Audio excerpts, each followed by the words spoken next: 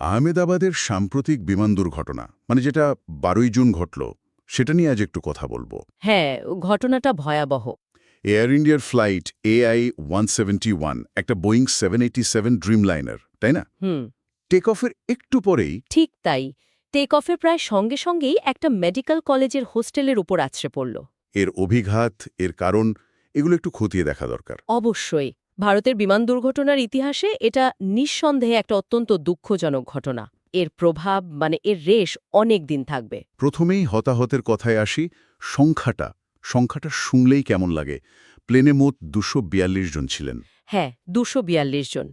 তার মধ্যে ২৩০ জন যাত্রী আর ১২ জন ছিলেন ক্রু মেম্বার। আর মাটিতে মানে হোস্টেলে যারা ছিলেন দেখুন, প্লেনের ওই ২৪২ জনের মধ্যে অলৌকিকভাবে শুধু একজন বেঁচে ফিরেছেন। বাকি ২৪১ জনই ২৪১ জন। হ্যাঁ। আর যেখানে প্লেনটা পড়ে হোস্টেলের ভেতরে, সেখানেও কম করে ৫০ জনের মৃত্যু হয়েছে। তার মানে মোট সংখ্যাটা দাঁড়াচ্ছে প্রায় ২৯০ বা তারও বেশি।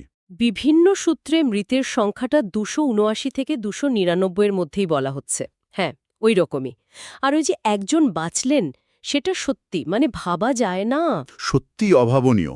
এত বড় একটা দুর্ঘটনা আর তার মধ্যে মাত্র একজন। উফ! কিন্তু কিন্তু কেন ঘটল, এটার কারণটা কি কিছু জানা গেছে?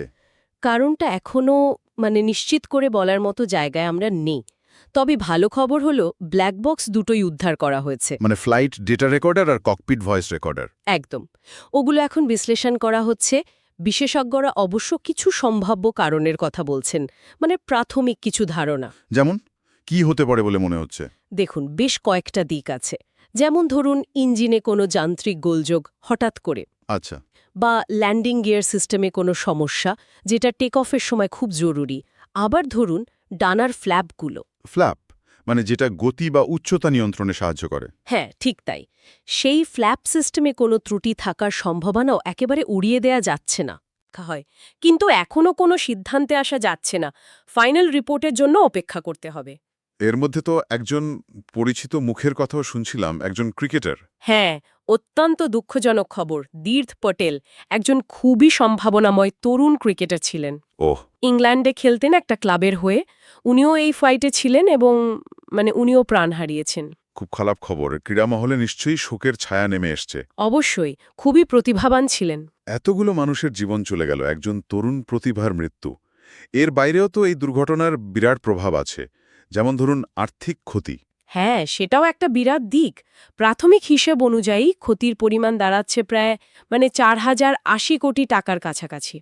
৪,০০০ কোটি টাকার বেশি। হ্যাঁ, বিশাল অঙ্ক।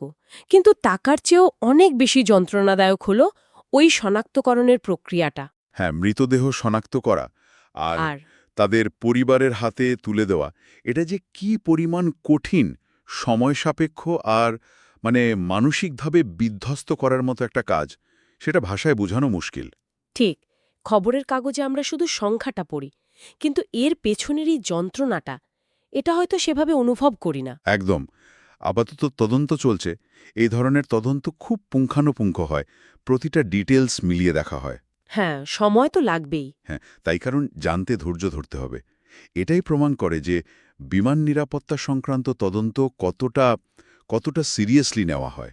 এই ভয়ানক ঘটনা আর এর তদন্তের বাইরে গিয়ে আরও একটা বড় প্রশ্ন কিন্তু মনে আসছে। কি বলুন তো?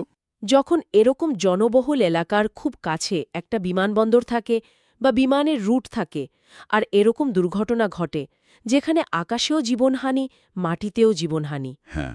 তখন কি আমাদের নগর পরিকল্পনা, এয়ারপোর্টের অবস্থান বা এয়ার রুটের পরিকল্পনা, এই পরিকাঠামোগত ঝুঁকিগুলো নিয়ে নতুন করে ভাবার দরকার আছে? এটা এটা একটা খুব গুরুত্বপূর্ণ প্রশ্ন তুলেছেন আপনি। ঘনবসতিপূর্ণ এলাকার কাছাকাছি বিমানবন্দর বা বিমান চলাচলের ঝুঁকি নিয়ে হ্যাঁ, নতুন করে ভাবনাচিন্তার অবকাশ অবশ্যই আছে।